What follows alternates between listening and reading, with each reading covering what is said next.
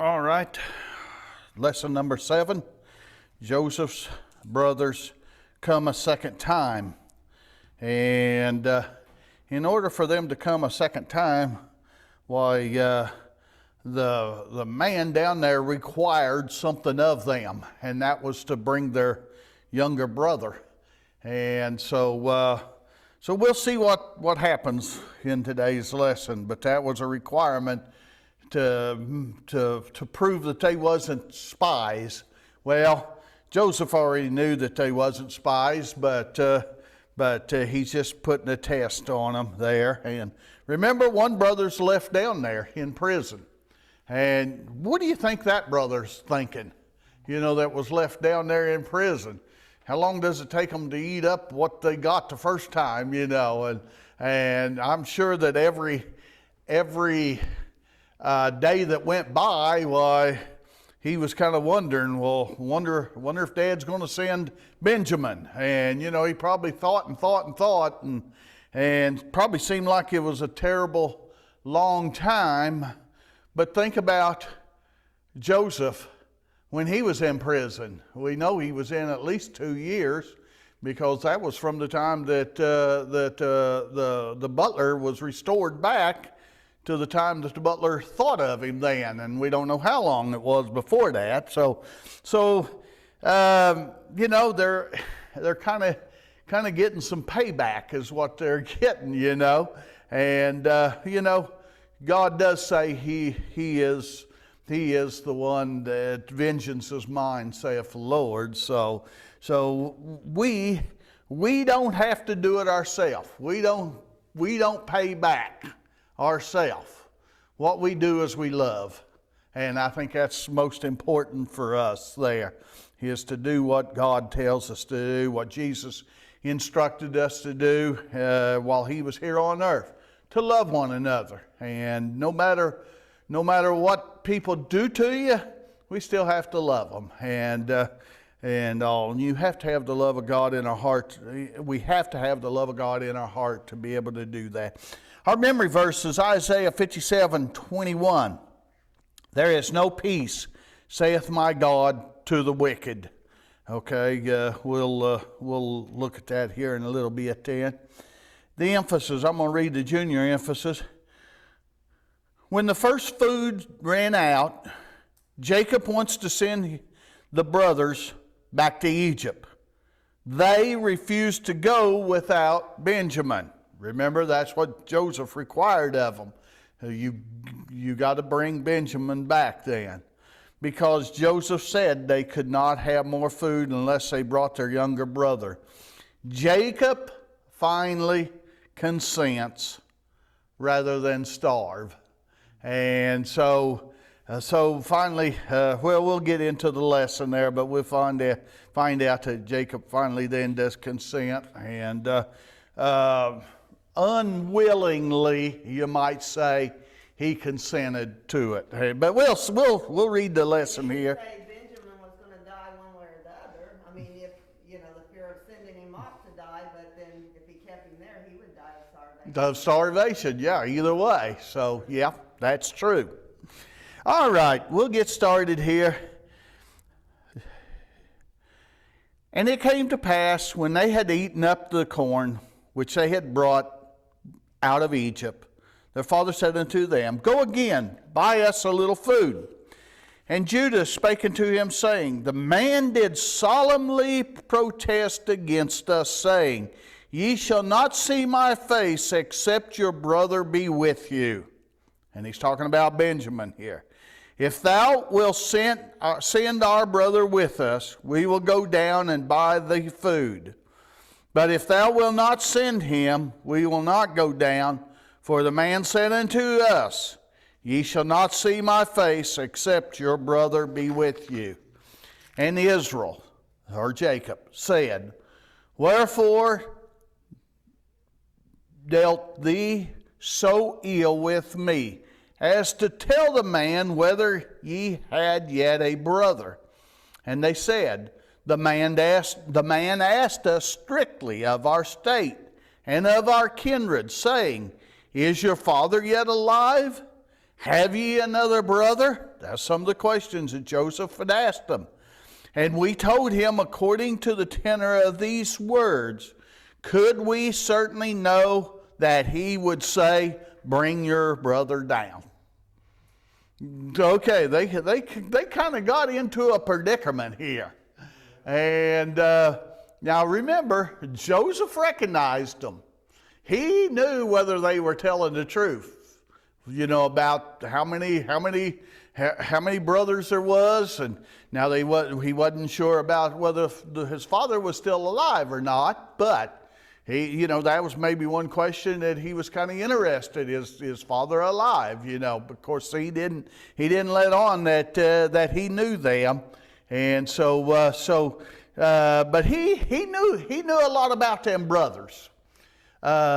He knew which was the firstborn. He knew which was the secondborn. He knew all about them brothers, and yet he kept his identity hidden from them.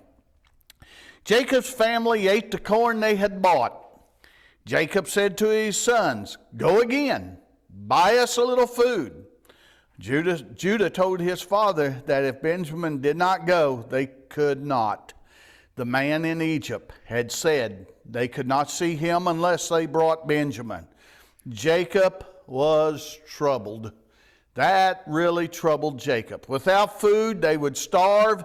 However, if he sent Jacob, he might lose him, as Sister Paula was bringing out there. They was either going to starve or they had to send Benjamin back to Egypt with them. So, yeah, like Sister Paula said, either way, they were going to lose out. Besides all the family. Besides all the servants, and everything. So it was a very harsh time there in Canaan.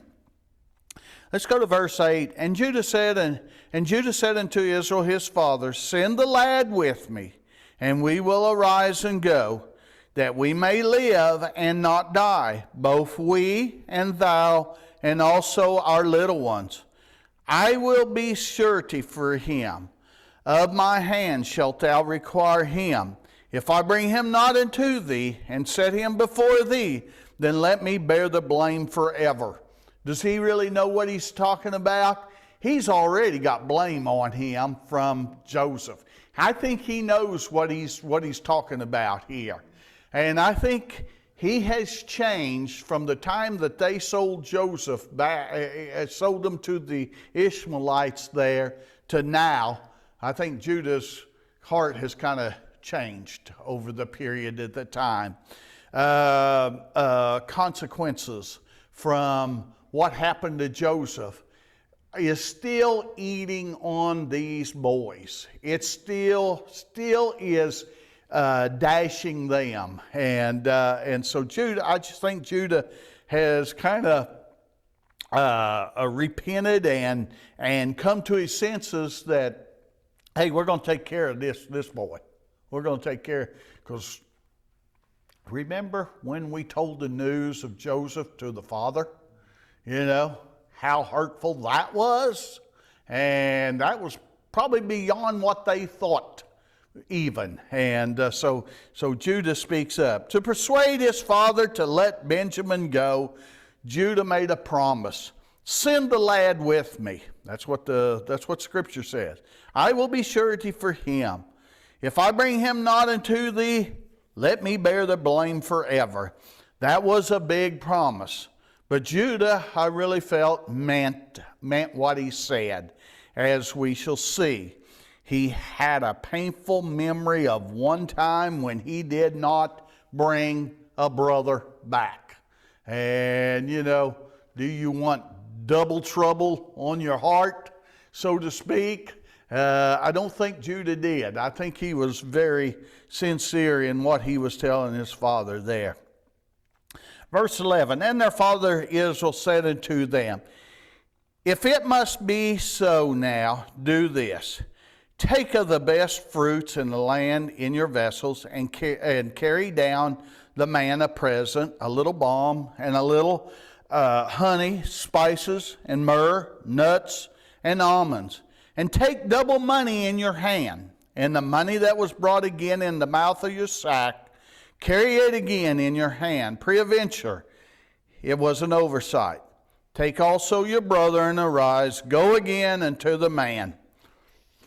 And God Almighty give you mercy before the man, that he may send away your other brother and Benjamin, the other brother being the one that's in prison, and Benjamin. If I be bereaved of my children, I am bereaved. And so here he reluctantly lets Benjamin go. Jacob felt that the loss of his children would be the worst bereavement he could suffer. Children are given as a trust from God. Children are given to us as a trust from God. Each a soul. Each is a soul which is to continue forever and ever. You know, God blesses us with children. I know He blesses the Bailises with 3 sons. He blessed us with 3 sons. And, you know, we had a requirement of raising them in the things of God. And God allowed us to, entrusted us with them children. And I think that's the way Jacob thought about his 12 sons. God entrusted them. The greatest privilege a parent has is the opportunity of guiding that soul into the path of God in heaven. No loss can surpass the loss of a child to the clutches of Satan. Yet it is happening in multiple cases. We are living in those perilous times of the last day described in 2 Timothy 3, when children will be disobedient to parents and children will be without natural affections. That's exactly what Paul wrote in Timothy. And what are we seeing? I mean, if you can't see that, you must be blind, you know. You have blinders on, because that is very much what's going on. Children are neglected and parents are scorned. The saddest part is that many parents of lost children do not recognize their bereavements. Without a great return to bringing them up in the nurture and admonition of the Lord, the end can only be the eternal loss of many souls. This is a much greater bereavement than loss of physical life. Loss of physical life is bad. For a parent to have to go through a child, the physical life is bad. But you know, even worse is to lose them for eternity is even worse than that. Okay, I'm going to read the verses that are in between 14 and 26 there. I don't think you have it in your quarterly, but I'm going to go ahead and read it there.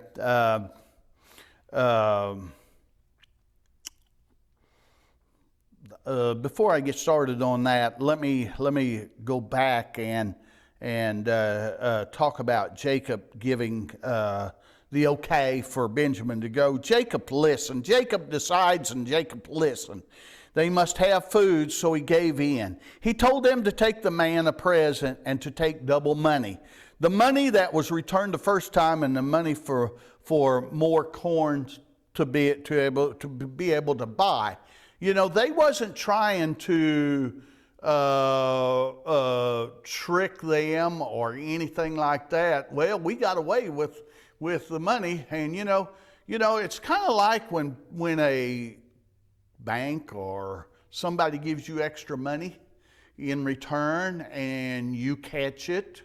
The best thing to do is, wait a minute, you gave me too much here. Not think, oh, well, that's a gift. That's a gift. And a lot of people even say, well, that's a gift from God, But, that's not right. That's not right. We want to be treated right. If we were to give somebody an extra $100, You know, we would want that pointed out to us. So do unto others as you would have them to do unto you, you know. And you know, there has been times when that has happened. And you know, to probably every one of us. And well, that's what he was doing here. Taking the money down that was returned in the sack. That was for what we bought first. Taking another batch of money down to pay for what we're going to get is what he was going to do here. But then they had to take Benjamin. They could take Benjamin also. That's what Jacob said. Okay, well, I'll let you take it. Then Jacob added a prayer. Listen to the prayer. God Almighty, give you mercy before the man. He's telling his sons that he may send away your other brother and Benjamin. Jacob trusted God. Jacob trusted God. Do we trust God? Well, if we don't, we need to start trusting God. If we do, let's continue trusting God. Jacob loved his children, and so that was very near and dear to him that this be taken care of. He's in a predicament of losing Benjamin. He's in a predicament of losing his whole family if he don't send him. And, you know, in other words, he had to trust God then.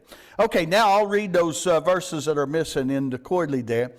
And the men took that present, and they took double money in their hand, and Benjamin, and rose up and went down to Egypt and stood before Joseph. And when Joseph saw Benjamin with them, he said to the ruler of the house, bring these men home and slay and make ready, for these men will dine with me at noon. And the man did as Joseph bade, and the man brought the men into Joseph's house.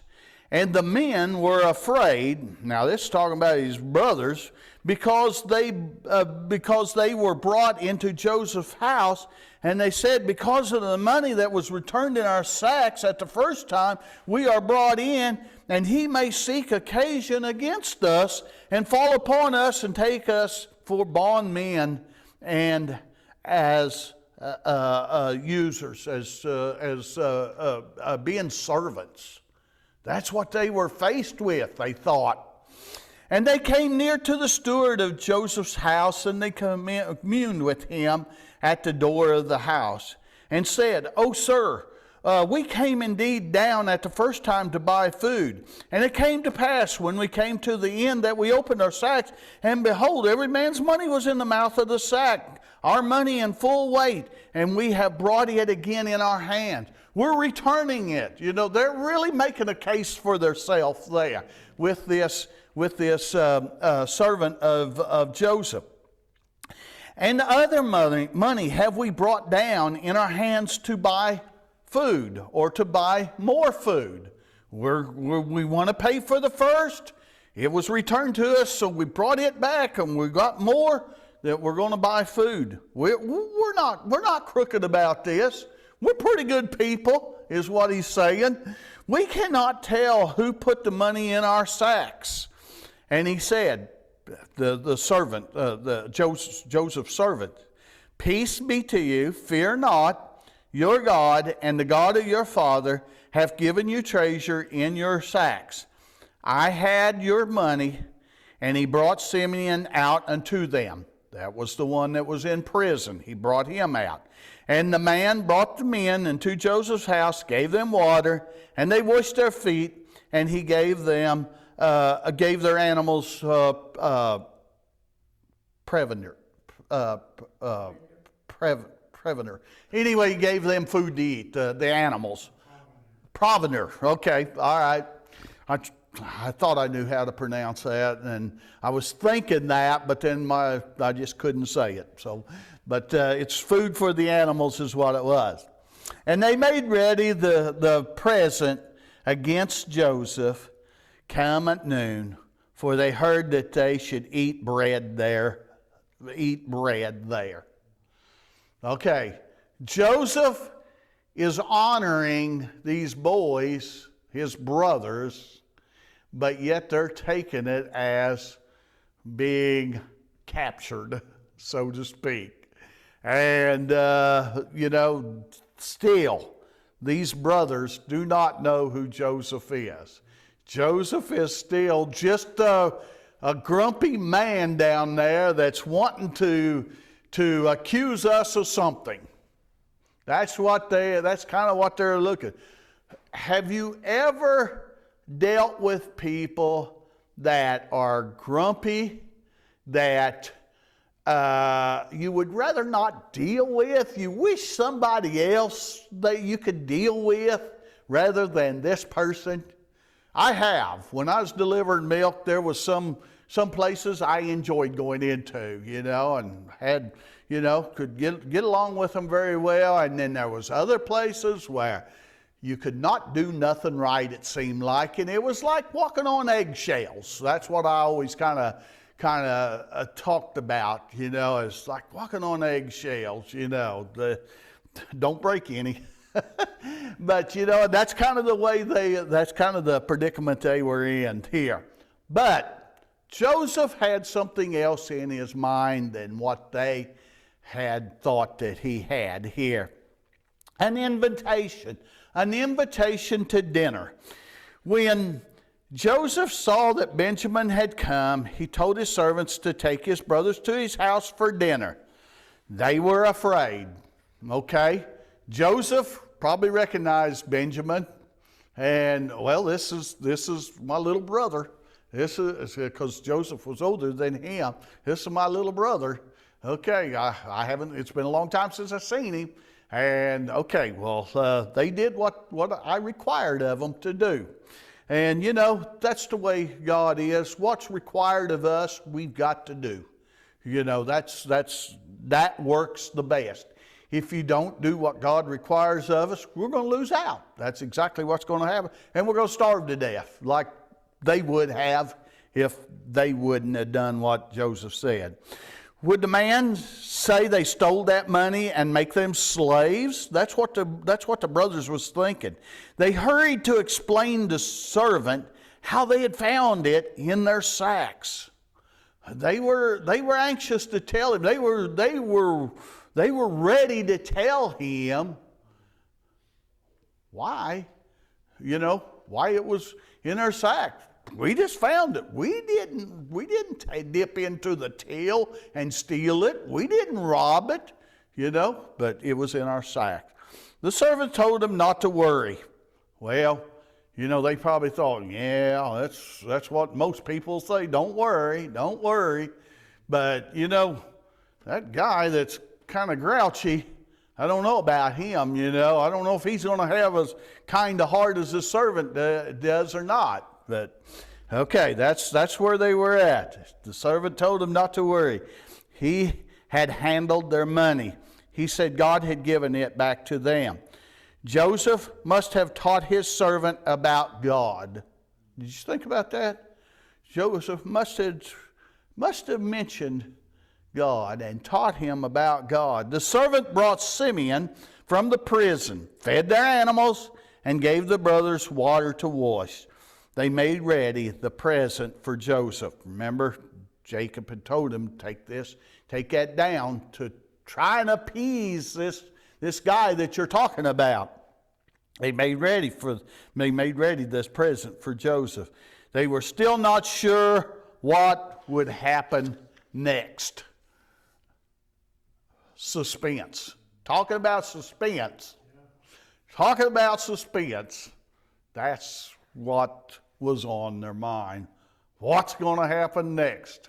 Here we are, a long ways from home.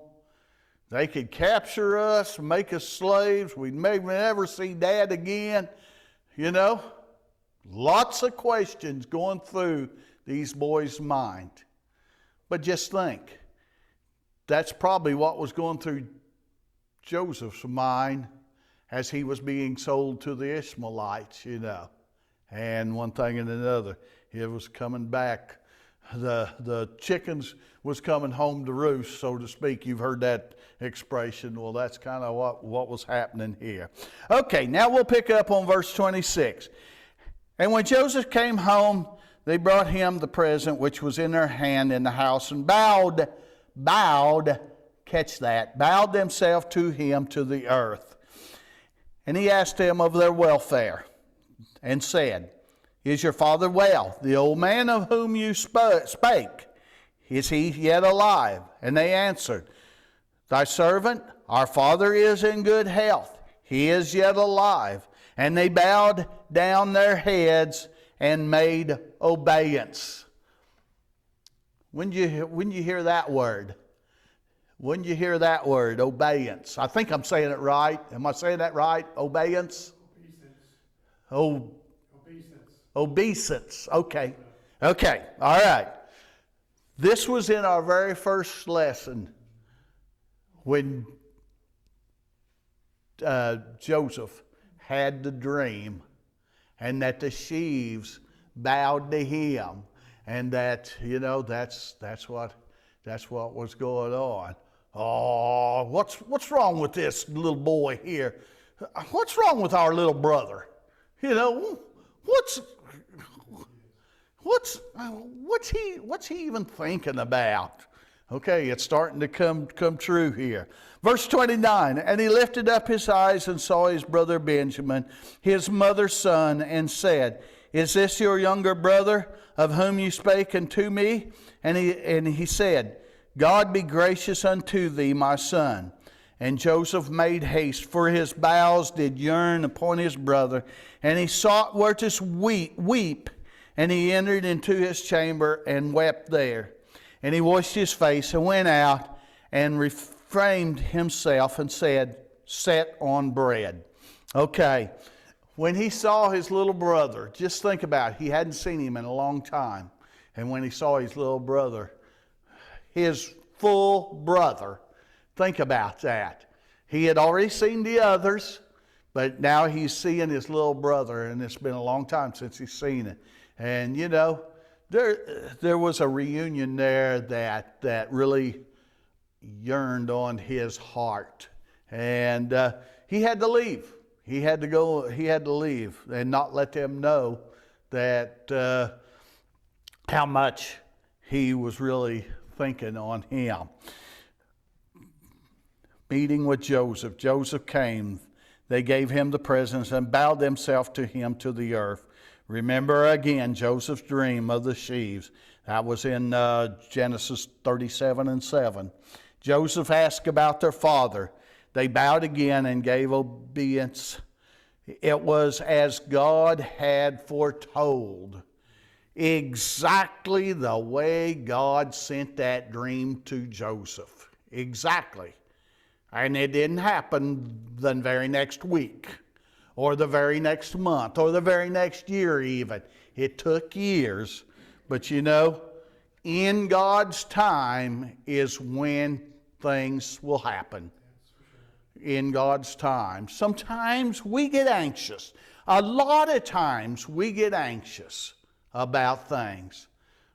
How many times do you think Joseph thought, what's becoming of my dream, you know? It's sure not taken place. But I don't think he ever really wavered on that, you know. I don't understand it. And a lot of times we have to do the same thing. I don't understand it. I don't know when it's going to happen. But you know, if God said it, it's going to happen.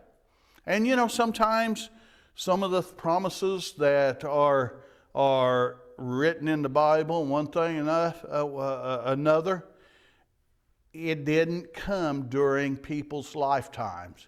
Jesus said he's coming back. How many people, from the time Jesus made that statement, I'm coming back to earth, to now, how many people have died, you know? And how many of them people expected him to come in their lifetime? You know, most Christians expect Jesus to come in their lifetime. And, you know, that's the same way with us. Really, I expect Jesus to come in my lifetime. But if he doesn't, that don't make the what Jesus said false. It's still true. he's coming. He didn't say when. He didn't say, I'm going to be coming in Larry's lifetime or anybody else's. He said he's coming back. And you know, that's a time that nobody knows is going to happen, but it is going to happen one of these days. We can be assured of that. All right, I got off a little bit there, but they bowed again and made obeisance. It was as God had foretold. Joseph saw Benjamin, his own full brother. He asked about him and blessed him. Then he had to hurry out, for his heart was tender and the tears must come. He went alone to the room and wept, and I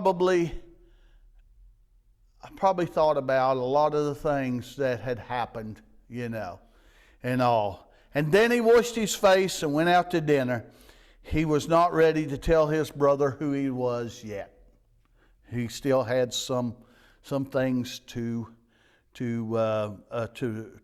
bring forth. I'm going to go ahead and read verses 32 through 34. And they set on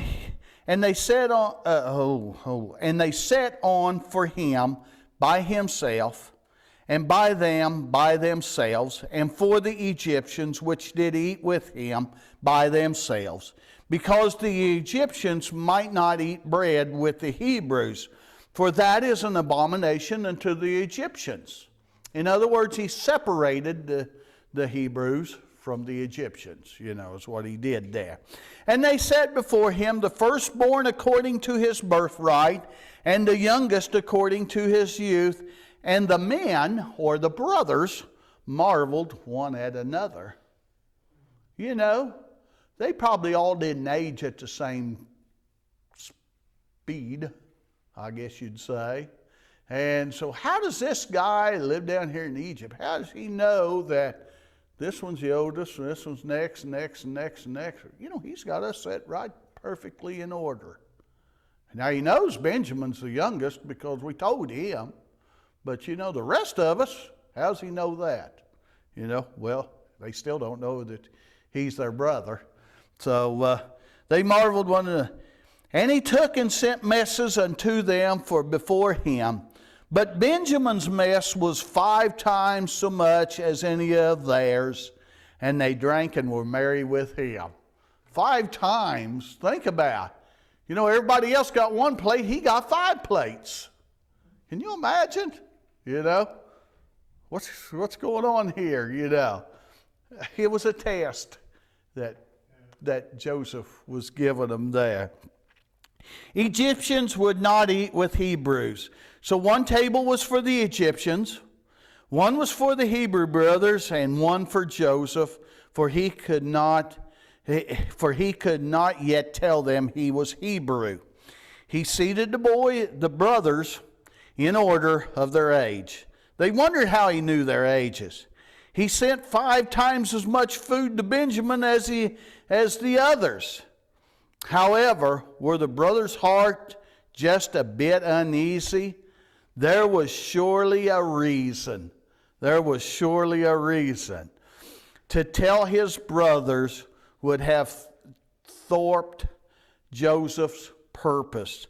But if they had known the love in his heart while he spoke roughly to them, if they had known the purpose of the hard things he made them bear and what to overcome would be, they could have borne the test without fear and without courage, and with courage, if they'd only known.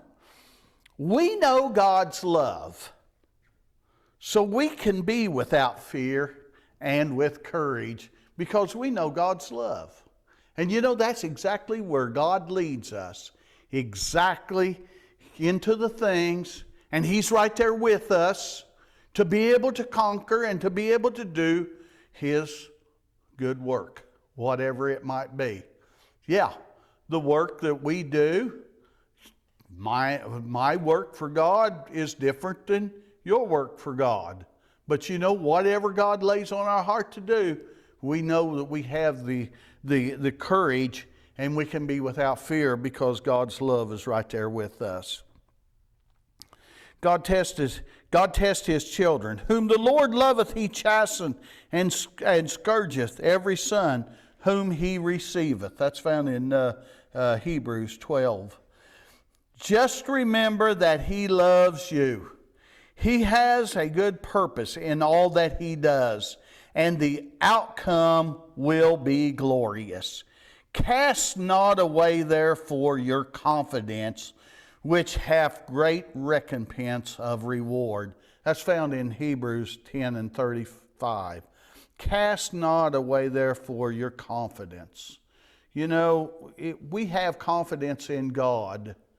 You know, we can muster up confidence, but you know, that's no good. We have to have the confidence in our heart. We have to have the love of God in our heart. We go through trials and tribulations and temptations and different things. And what does that do to our confidence with God? It gives us more confidence with God. It's not, you know, so many times when a football player or something makes a good play, that gives him confidence in himself, you know. But that's not what I'm talking about. I'm talking about confidence in God helping us through trials, tribulations, and things. Yes, we can have confidence, we can go through it, but it's only with God's help. That's what I want to emphasize most. It's only with God's help that we can have the confidence that we have. And to have confidence in God, we must always have confidence in God. God will not fail. If you've got something assured that will not happen, that is definitely one thing, that God will not fail, and you can have confidence in God on that. That's very important. Let's go to the memory verse then. Isaiah 57:21. There is no peace, saith the Lord, to the wicked. Have you ever noticed that? Have you ever noticed how that the wicked is never happy? No matter where they're at in life, they're never happy. Now, yeah, they may be happy because they're rich. They may be happy because of one thing or another. But you know, to really look at people and see the happiness that God can give us, we're probably not as rich as they are. But you know, happiness is not always in riches. Happiness is in the center of God's will, doing what God wants us to do, having the love of God in our heart. That's the joy he's talking about. That's the happiness that he's talking about. And the sinner, there is no peace. There is no peace in the sinners, with the sinner. And that is absolutely right in what Isaiah wrote there. And now we'll go to our theme. Don't be afraid to trust an unknown future to an all-knowing God. That is so correct in how it's written. And you know, if we just take that and apply it to our lives each and every day. We don't know what's going to happen later today, but you know, we can leave it in the hands of God and not have to worry about it, not have to be anxious about it, not have to scurry and worry and fuss over what's going to happen 10 minutes from now. Leave it in the hands of God. God takes care of it. I'm going to leave that with you. Amen.